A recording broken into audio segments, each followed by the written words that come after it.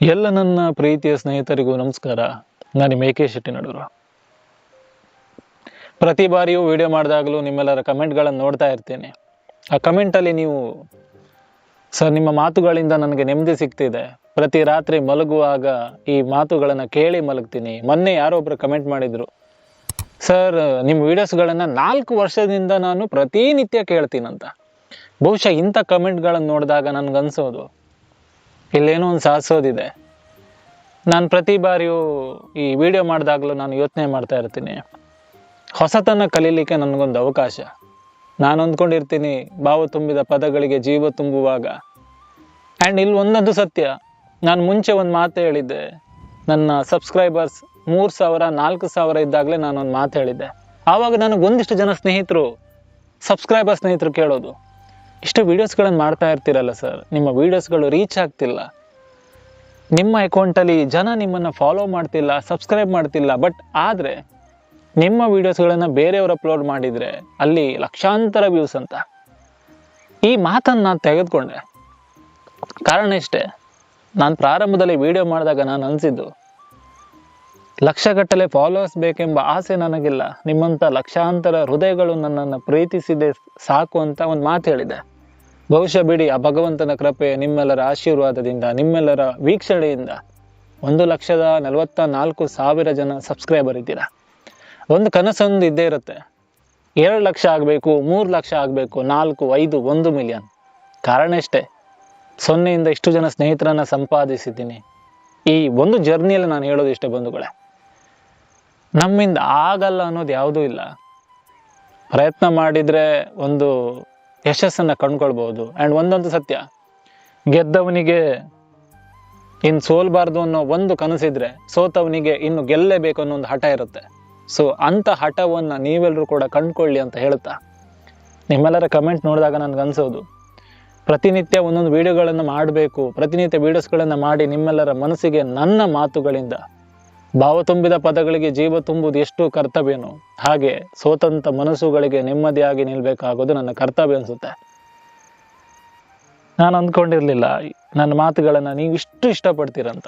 ಒಂದೇ video 3.3 million, 33 lakh ಜನ ಸ್ನೇಹಿತರು ನೋಡಿದ್ದೀರಾ, ಲಕ್ಷಾಂತರ ಲೈಕ್ಸ್ಗಳು, ಕಮೆಂಟ್ಸ್ಗಳು, ಕೋಟ್ಯಾಂತರ ವೀಕ್ಷಣೆ. ಓವರ್ ನನ್ನ ಮಾತುಗಳು ನಿಮ್ಮ ಮನಸ್ಸಿಗೆ ಮುಟ್ಟುತ್ತಾ ಇದೆಯಲ್ಲ, ನನಗಷ್ಟೇ ಸಾಕು ಬಂಧುಗಳೇ.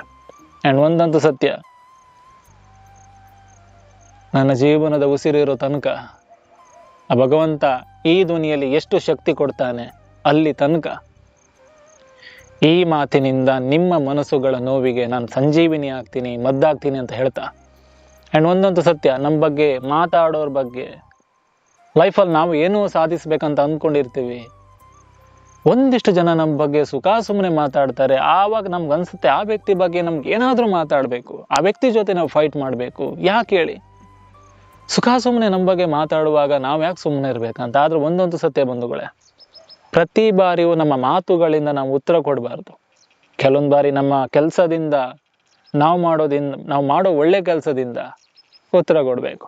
ಆ್ಯಂಡ್ ಒಂದೊಂದು ಸತ್ಯ, ಇಲ್ಲಿ ಯಾರ ಕಣ್ಣು ಬೇಕಾದರೂ ತಪ್ಪಿಸ್ಕೊಂಡು ಬದುಕ್ಬೋದು, ಆದರೆ ಮೇಲಿರುವಂಥ ಭಗವಂತ ಕರ್ಮದ ಕಣ್ಣಿಂದ ತಪ್ಪಿಸ್ಕೊಂಡು ಬದುಕೋಕೆ ಸಾಧ್ಯ ಇಲ್ಲ. ಮಾತಾಡೋರು ಮಾತಾಡ್ತಾನೆ ಇರ್ತಾರೆ, ನೀವು ಒಳ್ಳೆ ಕೆಲಸ ಮಾಡ್ತಾ ಇರಿ. ಆ್ಯಂಡ್ ಒಂದೊಂದು ಸತ್ಯ, ಇಲ್ಲಿ ನಮ್ಮವ್ರು ಯಾರು, ನಮಗೆ ನಾವೇ ಸತ್ಯ. ಇವ್ರು ನಮ್ಮ ಜೊತೆಗಿರ್ತಾರೆ, ಅವ್ರು ನಮ್ಮ ಜೊತೆಗಿರ್ತಾರೆ, ಎಷ್ಟು ಸತ್ಯ ಬಂಧುಗಳ. ಬದುಕಿದ್ದಷ್ಟು ದಿನ ಆತನ ಕೈ ಕುಲುಕುವುದೇ ಪುಣ್ಯ ಎಂದು ಭಾವಿಸಿದ ಜನ, ಆತ ಸತ್ತ ನಂತರ ಹೆಣ ಮುಟ್ಟಿದೆಂದು ಸ್ನಾನ ಮಾಡ್ತಾರಂತೆ. ಜೀವನ ಇಷ್ಟೇ, ಇದ್ದಷ್ಟು ದಿನ ಮರ್ಯಾದೆ ಕೊಡ್ತಾರೆ, ಸತ್ತ ನಂತರ ಹೆಣ ಅಂತ ಕರೀತಾರೆ. ಅದಕ್ಕೆ ಹೇಳೋದು, ಜೀವಂತವಿರುವಾಗ 4 ಜನರಿಗೆ ಸಹಾಯ ಮಾಡಿ, ನಾವು ಸತ್ತ ನಂತರವೋ ಅಥವಾ ನಾವು ಹೋದ ನಂತರವೋ 4 ಜನರ ಬಾಯಲ್ಲಿ ನಮ್ಮ ಹೆಸರು ನಲಿದಾಡ್ತಿರ್ಬೇಕು. ಅಂಥ ಕೆಲಸಗಳನ್ನು ಮಾಡಿ. ಇನ್ನೊಬ್ಬರು ನೋಡಿ ಹೊಟ್ಟೆ ಕಿಚ್ಚಿಬಿಡೋದು, ಮತ್ಸರ ಪಡೋದು, ಅಸೂಯೆ ಪಡೋದು ಏನಿದೆ.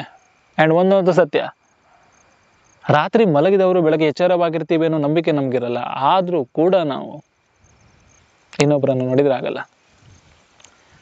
ಒಂದು ಮಾತು ನೆನಪಾಗ್ತಿದೆ, ಸ್ಮಶಾನದಲ್ಲಿ ಬಿದ್ದ ಬೂದಿಯನ್ನು ನೋಡಿ ಮನಸ್ಸು ಮೆಲ್ಲನೆ ನುಡಿಯಿತು, ಬರೀ ಬೂದಿಯಾಗುವುದಕ್ಕಾಗಿ ಮನುಷ್ಯ ಜೀವನ ಪೂರ್ತಿ ಬೇರೆಯವರನ್ನು ನೋಡಿ ಉರಿಯುತ್ತಾನೆಂದು. ಇದು ನಿನ್ನ ಜೀವನ, ನಿನ್ನ ಸುಖ ದುಃಖಗಳಿಗೆ ನೀನೇ ಹೊಣೆಗಾರಿಕೆ. ಇಲ್ಲಿ ಯಾರು ಬಂದು ನಿನ್ನನ್ನು ಕಾಪಾಡೋದಿಲ್ಲ. ಉರಿದು ಬೂದಿಯಾಗುವ ಬದಲು ಉರಿದು ಬೆಳಕಾಗಿ ಬಾಳೋಣ. ಅಷ್ಟೇ ಬಂಧುಗಳೇ, ನಾನು ಹೇಳೋದಿಷ್ಟೇ. ಕೊನೆ ಪಕ್ಷ ಒಂದಿಷ್ಟು ಜನರ ಮುಖದಲ್ಲಿ ನಮಗೆ ನಗು ತರಿಸೋಕೆ ಆಗಿಲ್ಲ ಅಂದ್ರೆ ಪರವಾಗಿಲ್ಲ, ಆ ಒಂದಿಷ್ಟು ಜನರ ಆ ಮುಖದಲ್ಲಿರುವ ನಗುವನ್ನು ಹಾಳು ಮಾಡೋದು ಬೇಡ. ನಾವು ಇರೋದು ಒಂದೇ ಜೀವನ, ಇದ್ದಷ್ಟು ದಿನ ಖುಷಿಯಾಗಿರೋಣ, ಇನ್ನೊಬ್ಬರ ಭಾವನೆಗಳಿಗೆ ಬೆಳಕಾಗೋಣ, ಇನ್ನೊಬ್ಬರ ಕನಸುಗಳಿಗೆ ನಾವು ಶಕ್ತಿ ತುಂಬೋಣ, ಇನ್ನೊಬ್ಬರ ಸೋತಂತ ನೊಂದ ಹೃದಯಗಳಿಗೆ ನಾವು ಶಕ್ತಿ ಆಗೋಣ. ಈ ನಾಲಿಗೆ ಇದೆಯಲ್ಲ, ಎಷ್ಟೋ ಹೃದಯಗಳನ್ನು ಒಂದು ಮಾಡುತ್ತೆ, ಎಷ್ಟೋ ಸಂಬಂಧಗಳನ್ನು ಹಾಳು ಮಾಡುತ್ತೆ. ಸಂಬಂಧ ಹಾಳು ಮಾಡೋಕೆ ಕೆಟ್ಟ ಕೆಲಸಗಳನ್ನು ಮಾಡ್ಬೇಕಂತಿಲ್ಲ. ನಾಲಿಗೆಯನ್ನು ಒಂದು ಆಯುಧ ಸಾಕು ಬಂಧುಗಳೇ. ಅದನ್ನು ಒಳ್ಳೇದಕ್ಕೆ ಬಳಸ್ತಿರೋ ಅಥವಾ ಕೆಟ್ಟದಕ್ಕೆ ಬಳಸ್ತಿರೋ ತಮ್ಗಳೇ ಬಿಟ್ಟದು ಅಂತ ಹೇಳ್ತಾ, ಭಗವಂತ ಎಲ್ರಿಗೂ ಕೂಡ ಒಳ್ಳೇದು ಮಾಡಲಿ. ಮತ್ತೆ ಮುಂದಿನ ವಿಡಿಯೋದಲ್ಲಿ ಸಿಗ್ತೀನಿ ಅಂತ ಹೇಳ್ತಾ, ಈ ನಿಮ್ಮ AK ಶೆಟ್ಟಿ ನೋಡೋರ್ ಕಡೆಯಿಂದ ಧನ್ಯವಾದಗಳು. ಯಾರೆಲ್ಲ ವಿಡಿಯೋಸ್ಗಳನ್ನು ನೋಡ್ತಾ ಇದ್ದೀರಾ, ಭಗವಂತ ನಿಮ್ಮೆಲ್ಲರಿಗೂ ಕೂಡ ಒಳ್ಳೇದು ಮಾಡಲಿ. ಮತ್ತೆ ಮುಂದಿನ ವಿಡಿಯೋದಲ್ಲಿ ಸಿಗ್ತೀನಿ. ಒಂದು ಲೈಕ್ ಮಾಡಿ, ಜೊತೆಗೆ ಒಂದು ಕಮೆಂಟ್ ಮಾಡಿ, ಒಂದು ಹೈಪ್ ಮಾಡಿ, ಸಾಧ್ಯವಾದರೆ ಈ ವಿಡಿಯೋ ಲಿಂಕನ್ನು ಶೇರ್ ಮಾಡಿ ಅಂತ ಹೇಳ್ತಾ, ಮುಂದಿನ ವಿಡಿಯೋ ಯಾವುದರ ಬಗ್ಗೆ ಇರಲಿ ನೀವು ಕಮೆಂಟ್ ಬಾಕ್ಸ್ನಲ್ಲಿ ತಿಳಿಸಿ. ಯಾಕಂದರೆ ನಿಮ್ಮ ಕಮೆಂಟ್ಗಳಿಗೆ ನಾನು ಧ್ವನಿ ಆಗ್ತೀನಿ. ಭಗವಂತ ಶಕ್ತಿ ಕೊಟ್ಟಿದ್ದಾನೆ, ಆ ಶಕ್ತಿಗೆ ನಾನು ಧ್ವನಿ ಆಗ್ತೇನೆ. ಧನ್ಯವಾದಗಳು.